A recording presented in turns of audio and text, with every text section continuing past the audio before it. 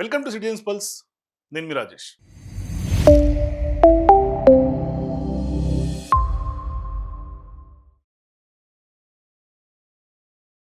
West Bengal ఇవాళ పెద్ద ఎత్తున ఎవరి వశం కాబోతోందన్న చర్చ జరుగుతుంది. మరోవైపు బీజేపీ చాలా సీరియస్గా టీఎంసీని 3 దఫాలుగా అధికారం పొందినటువంటి టీఎంసీని వాళ్ళ యొక్క అరాచకాలకు, అవినీతికి అట్లాగే అడ్డుకట్ట వేస్తా బెంగాల్ ప్రజలకు పెద్ద ఎత్తున ఫ్రీడమ్ ఇస్తామంటూ కూడా బీజేపీ ప్రజల్లోకి దూసుకెళ్తున్నటువంటి నేపథ్యంలో ఒకసారి ఓటింగ్ ప్యాటర్న్స్ చూసినా, పోలింగ్ జరిగినటువంటి విధానం చూసినా గతంలో ఫేజ్ 1 92.3% రావటం, అట్లాగే సెకండ్ ఫేజ్ పోలింగ్ కూడా ఇవాళ ఈ ఎన్నికలను డిసైడ్ చేయబోతా ఉంది. అయితే ఈ యొక్క సెకండ్ ఫేజ్ పోలింగ్ ఆ యొక్క టర్న్అవుట్ చూసిన తర్వాత, ఓటర్ టర్న్అవుట్ చూస్తే భారీగా వస్తోంది. ఉదయం నుంచి మొదలుకుంటే ఆ యొక్క పోలింగ్ సరళిని కనుక మనం చూస్తే, అనలైజ్ చేస్తే ఫస్ట్ 2 గంటలు కానీ 11 గంటలకు కానీ ఆల్మోస్ట్ గంటకు 10% పెరుగుతూ వెళ్తుంది. సో ఉదయం 9 గంటలకే 20% నమోదవటం, ఆల్మోస్ట్ 19.20%. 11 గంటలకి 40% దాటడం, ఇక 1 గంటకు కనుక చూస్తే ఖచ్చితంగా 60% దాటడం. ఈ విధంగా చూసుకుంటూ పోతే ఖచ్చితంగా ఫస్ట్ ఫేజ్ ఎన్నికల్లో 92.3% ఏదైతే వచ్చిందో అటువంటి పోలింగ్ పర్సెంటేజే సెకండ్ ఫేజ్లో కూడా వచ్చే అవకాశాలు స్పష్టంగా కనిపిస్తుంది. అయితే ఈ నేపథ్యంలో ఎగ్జిట్ పోల్స్ ఇప్పటికే వచ్చే అవకాశాలు ఉన్నటువంటి నేపథ్యంలో ఎగ్జిట్ పోల్స్లో ఒక clear cut results, voter turnout లేకుంటే ఓటింగ్ ప్యాటర్న్ తెలిసే అవకాశాలు ఉంటాయి.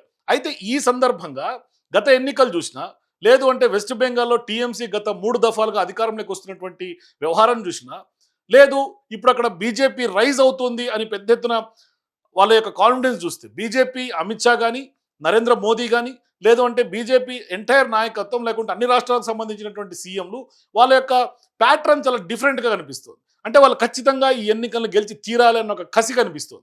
ఓటర్లలో కసి ఉంది, బీజేపీ పార్టీలో కసి ఉంది, టీఎంసీలో కూడా కసి కనిపిస్తుంది.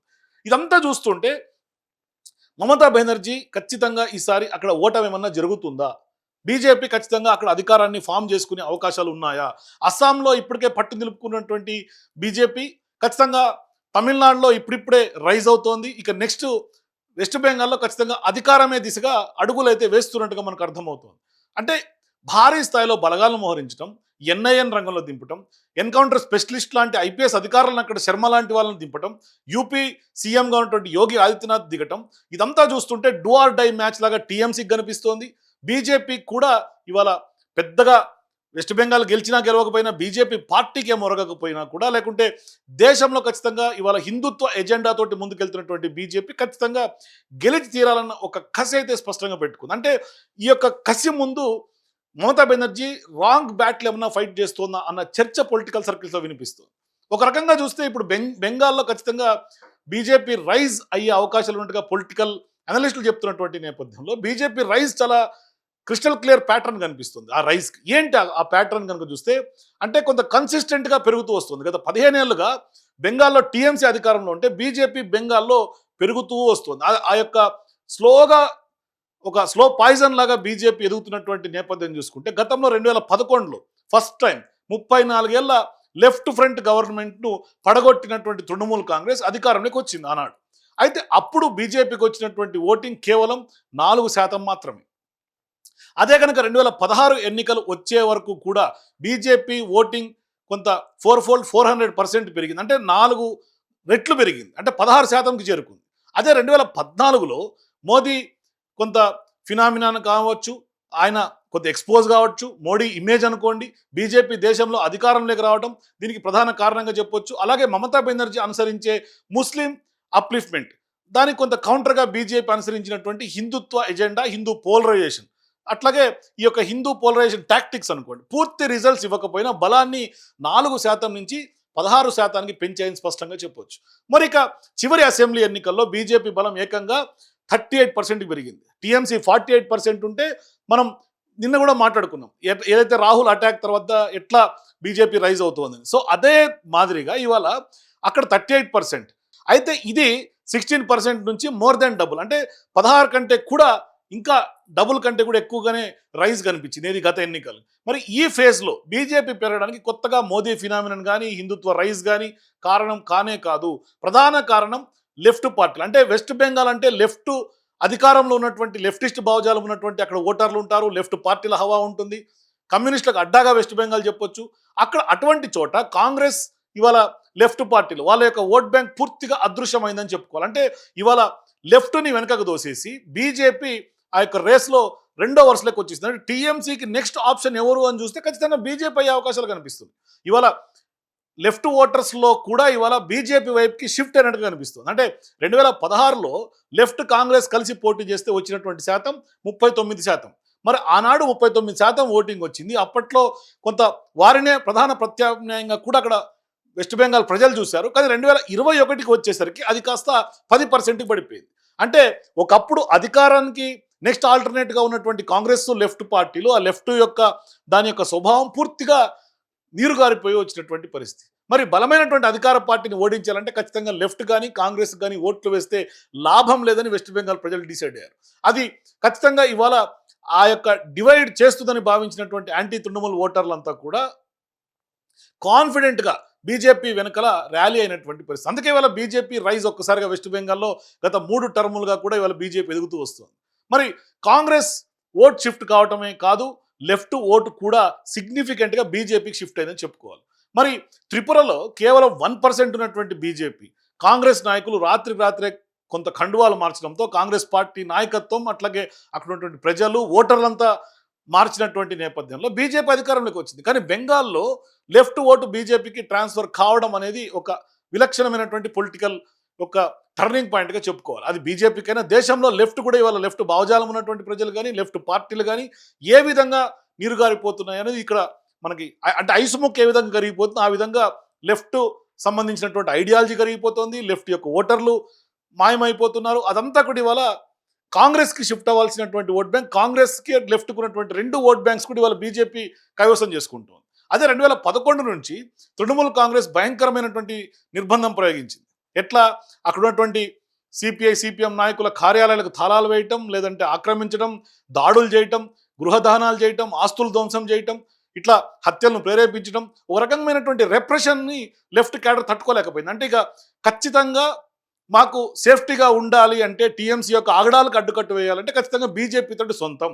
కేంద్రంలో బీజేపీ అధికారంలో ఉండటం వల్ల ఖచ్చితంగా తాము బీజేపీతో ఉంటేనే తృణమూల్ కాంగ్రెస్ని లేకుంటే స్థానికంగా ఉన్నటువంటి తృణమూల్ని వాళ్ళకి అరాచకాలు ఎదుర్కోగలం అనే నమ్మకం ఇవాళ అక్కడ ఉన్నటువంటి లెఫ్ట్కి కానీ కాంగ్రెస్ పార్టీ ఓటర్లలో నాయకుల్లో వచ్చింది. అందువల్ల బీజేపీ వైపు కొంత మళ్ళినటువంటి పరిస్థితి. ఎందుకంటే కేంద్రంలో అధికారంలో ఉన్నారు కాబట్టి కొంత సేఫ్ అండ్ సెక్యూర్గా ఉండే అవకాశాలు ఉంటాయి అని చెప్పి.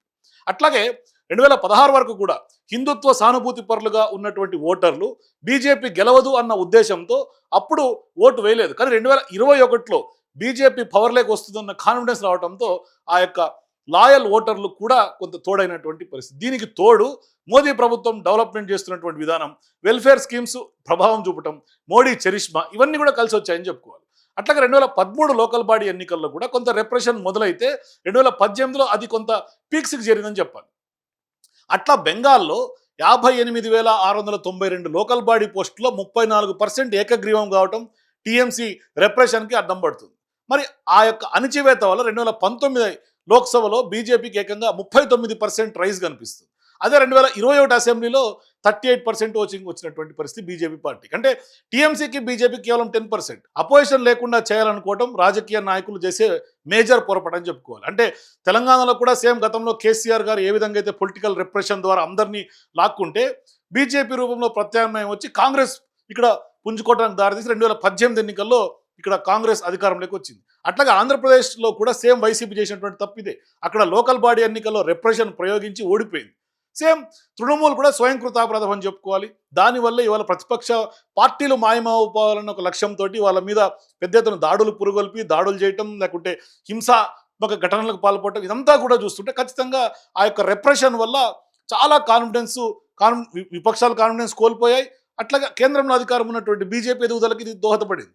దీంతో ఇప్పుడు బీజేపీ అక్కడ 77 సీట్లతో ప్రధాన ప్రతిపక్షమైంది గత ఎన్నికల్లో. అందుకని ఈసారి ప్రధాన ప్రతిపక్షం నుంచి అధికారం నెక్స్ట్ ఆల్టర్నేట్ ఎవరు అని వెస్ట్ బెంగాల్ ప్రజలు అడిగితే ఖచ్చితంగా బీజేపీ అని చెప్తున్నటువంటి పరిస్థితి. ఇవాళ మోదీ, బీజేపీ, హిందుత్వ ఈ పదాలు తప్పితే లెఫ్ట్కో లేకుంటే కాంగ్రెస్కో, కాంగ్రెస్ పార్టీకి సంబంధించో కాంగ్రెస్ పార్టీ మరీ 10 సీట్ల కంటే తక్కువే వస్తుంది. ఇవాళ ప్రీ పోల్ సర్వేలు తీసుకున్నా, ఎగ్జిట్ పోల్ తీసుకున్నా, ఏది తీసుకున్నా కాంగ్రెస్ కానీ లెఫ్ట్కి కానీ అసలు అక్కడ స్థానం లేనటువంటి పరిస్థితి. అయితే ఈసారి అంటే గత ఎన్నికలతో ఈసారి ఎన్నికలు కనుక పోల్చి చూస్తే ఈసారి లెఫ్ట్కి కానీ కాంగ్రెస్ పార్టీకి కానీ తమ యొక్క ఓట్ బ్యాంక్ ఎంత మేరకు కూడా ఒక స్టాండర్డ్ ఓట్ బ్యాంక్ లేకుండా మొత్తం కోల్పోయినటువంటి పరిస్థితి. అదే ఒక రకమైనటువంటి రాజకీయంగా ఆసక్తికర పరిణామంగా మనం స్పష్టంగా చెప్పుకోవచ్చు. ఎందుకంటే 2021లో 0 సీట్లు వచ్చినటువంటి కాంగ్రెస్ 2024 లోక్సభలో ఒక సీటు మాత్రమే గెలిచింది. మరి ముస్లిం డామినేటెడ్ ఏరియాస్ అంటే ఆల్మోస్ట్ 50-70% జనాభా ఉన్న చోట కూడా బీజేపీ భయం లేదు. కనుకనే ఇవాళ టీఎంసీ పట్ల వ్యతిరేకత ఉన్న ముస్లిం ఓటర్లు కాంగ్రెస్ వైపు కొంత సహజంగా గ్రాడ్యుయేట్ అయితే టీఎంసీ ఓట్లు తగ్గుతాయి. ఒకవేళ ముస్లిం ఓటు చీలితే బీజేపీకి ఖచ్చితంగా అప్పర్ హ్యాండ్ వచ్చే అవకాశాలు స్పష్టంగా కనిపిస్తుంది. అంటే సౌత్ బెంగాల్ కానీ కలకత్తా ఇటువంటి కొన్ని ప్రాంతాల్లో లెఫ్ట్కి ఇప్పటికీ గణనీయమైనటువంటి ఓటింగ్ అయితే ఉంది. ఉదాహరణకి జాదవ్పూర్లో 60,000 ఓట్లు ఉన్నాయి. అక్కడ గతంలో రిప్రెషన్ వల్ల బీజేపీకి వెళ్ళినటువంటి ఓటర్లు కనుక ఒకసారి మనం చూస్తే కొంత ఇప్పుడు రిప్రెషన్ తగ్గడం వల్ల 34% నుంచి 9%కు ఏకగ్రీవాలు తగ్గడం, ఇటువంటి మార్పులు తిరిగి కొంత లెఫ్ట్ పార్టీ వైపు వస్తే బీజేపీకి నష్టం కలిగే అవకాశాలు ఉంటాయి. మొత్తం 294 సీట్లలో సుమారుగా 220 సీట్లలో TMC versus BJP straight fight అక్కడ కనిపిస్తుంది. ఇప్పటికే మనకు వస్తున్నటువంటి గ్రౌండ్ రిపోర్ట్ తీసుకున్నా లేకుంటే ప్రీపోల్ సర్వేలు చూసినా స్ట్రైట్ ఫైట్ ఉంటే, సో ఇప్పుడు అక్కడ 60 నుంచి 70 సీట్లలో కొంత ట్రయాంగిల్ ఫైట్ కానీ లేదు అంటే కొంత 4 కార్నర్ కంటెస్ట్ ఉండే అవకాశాలు స్పష్టంగా కనిపిస్తున్నాయి. ఇది ఏ పార్టీకైనా లాభం చెందే అవకాశాలు ఉంటాయి. లేదు లెఫ్ట్ కాంగ్రెస్ మళ్ళీ అసెంబ్లీలోకి ప్రవేశించడానికి కూడా దారితీసే అవకాశాలు ఉన్నాయి. కానీ మొత్తం మీద చూసుకుంటే ఒకసారి లేటెస్ట్ ట్రెండ్స్, ఇప్పుడు జరుగుతున్నటువంటి పోలింగ్ ప్యాటర్న్, లేదంటే గడిచినటువంటి రాజకీయ ప్యాటర్న్ కనుక ఒకసారి ఆ యొక్క వెస్ట్ బెంగాల్ సంబంధించినట్టు తీసుకుంటే బీజేపీ రైజ్ ఒక్క ఓవర్ నైట్లో జరిగింది కాదు, స్లోగా ఎదుగుతూ వచ్చింది. గత 15 సంవత్సరాలుగా ఎదుగుతూ వచ్చింది.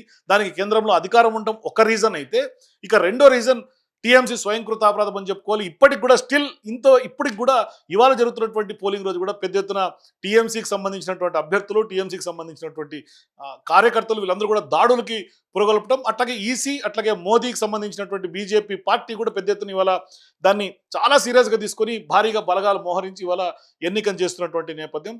ఒకవేళ అక్కడ ప్రజల్లో తిరుగుబాటు కనుక మొదలైతే అది బీజేపీకి క్యాష్ అవుతుందా, యాంటీ ఇన్కంబెన్సీ ఓటు బీజేపీకి ప్రత్యామ్నాయంగా బీజేపీకి షిఫ్ట్ అవుతుందా, కాంగ్రెస్ లెఫ్ట్ పార్టీలకు సంబంధించినటువంటి ఓట్ బ్యాంక్ అయితే ఖచ్చితంగా బీజేపీకి షిఫ్ట్ అయిందని స్పష్టంగా చెప్పుకోవచ్చు. కానీ ఇక్కడ ప్రధానమైనటువంటి ఒక పొలిటికల్ పాయింట్ ఏంటంటే లెఫ్ట్ ఐడియాలజీ ఉన్న వాళ్ళు సహజంగా బీజేపీకి అంటే అటువంటి ఓటు కూడా ఇవాళ బీజేపీకి షిఫ్ట్ అయింది అంటే ఖచ్చితంగా రానున్నటువంటి నెక్స్ట్ భవిష్యత్ కాలంలో మరి లెఫ్ట్ పార్టీలు ఇదే ప్యాటర్న్ కొనసాగితే కనుమరుగయ్యే అవకాశాలు స్పష్టంగా కనిపిస్తుంది.